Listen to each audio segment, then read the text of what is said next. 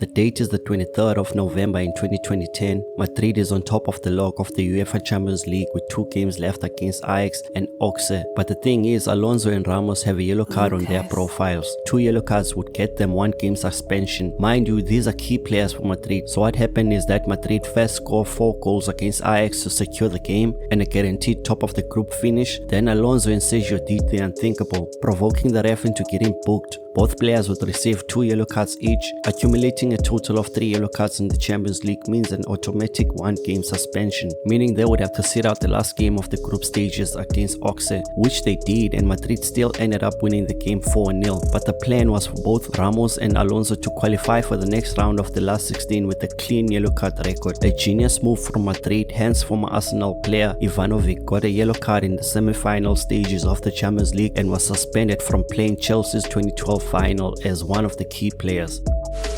Were you booked after the penalty? Yeah, I booked. You know that means you're out of the final now? Yeah, I don't know.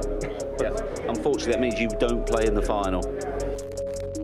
After the game, Mourinho would deny being the mastermind in the yellow cards that were received that day, and he would get suspended for 1 game. On top of that, he would pay a 40,000 fine, while Sergio Ramos and Xavi Alonso would each pay 20,000. And fast forward to 2022, Lucas Paqueta would find himself facing a possible lifetime ban from the sport for allegedly doing the same thing as Madrid, which is provoking the ref into receiving yellow cards. Although he would be proven innocent, the possible punishment of a lifetime ban was kind of revealing. To fully understand the influence and power of the gambling industry in modern day football, there's 2 important points. The first point is that nobody gives away money like the gambling companies. Their operational costs is at such a minimum that they are literally the closest thing to printing their own cash, as we saw with streamers like Aiden Ross, XQC, and even Drake being the recent celebrity to sign a gambling deal with stake for more than 100 million a year. Although there isn't much reports on the money that gambling companies are paying these football clubs, one can assume that it's ridiculous. These are 10 of the most followed teams in the world, and all of them have a betting company sponsoring them. Even small teams are in on the action. With almost the entire global population having access to a smartphone, gone are the days when you had to book a flight to Las Vegas to place a bet. There's literally a casino on everyone's pocket a few clicks away, and with the growth of online gambling, it's hard not to see an advert of promotions with the best odds every time you're on the internet. As you can see from this graph, gambling has had a growth like no other industry.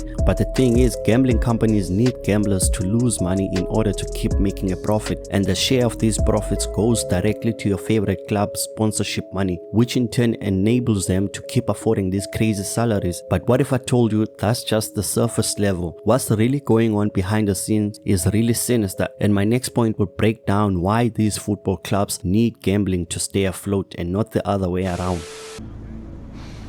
You know, you should really be glad about this, because me working for you, you'd end up as my bitch.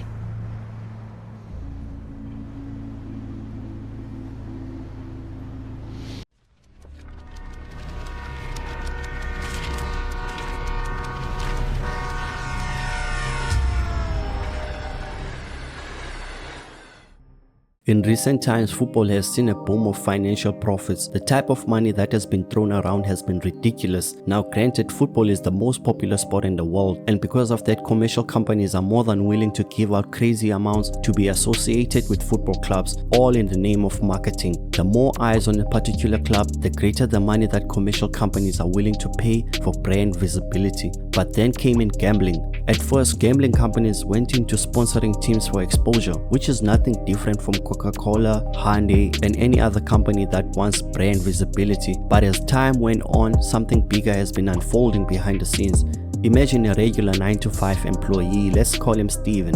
Steven just so happens to have a small amount of cash that he can use willy-nilly without burning a hole in his pocket. Let's say Steven has a club that he loves more than anything and has been following this team for years. Steven loves scrolling on the phone, and within a 24-hour day, Steven sees almost 100 to 200 gambling ads. Eventually, he takes a chance with his favorite team and wins.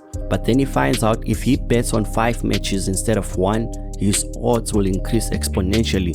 Let's say he places a bet on 5 football games on a weekend. What Steven has done is that he has committed himself to watch 5 football matches that weekend, because now he has a financial interest to follow these games and watch them live in case he has to cash out. Unlike when there was no gambling company, Steven would have just paid attention only to the club that he loves the most. But because there's a financial commitment, he's going to watch all 5 football games. And if he so happens to win, he could go on to repeat this cycle on every weekend.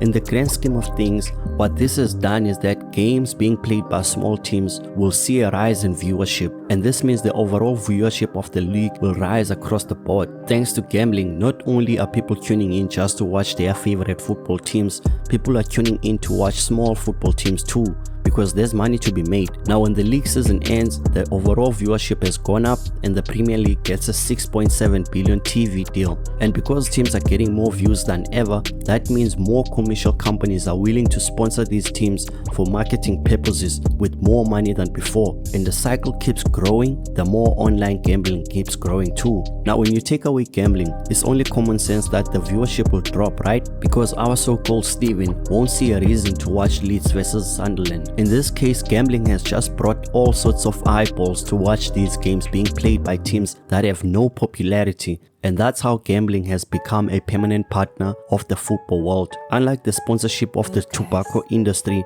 that was quickly moved out of football due to harm to the youth, one could argue that gambling has a similar bad influence to the youth. But gambling has actually grown the sport, and it looks like it's going nowhere anytime soon. Even the UK government has tried to intervene and ban it from being associated with the Premier League. Teams were told in the Premiership not to use gambling companies as the main sponsor. As a result, Premier League teams quickly came together and presented a solution to place gambling logos on the sleeve instead of it being the main sponsor. But of course, the ads on the sidelines stay present with each game. My fear is that when these gambling companies join forces and consolidate into one big gambling company, that's when football will really be tested. Like, share, subscribe. Till next time, peace.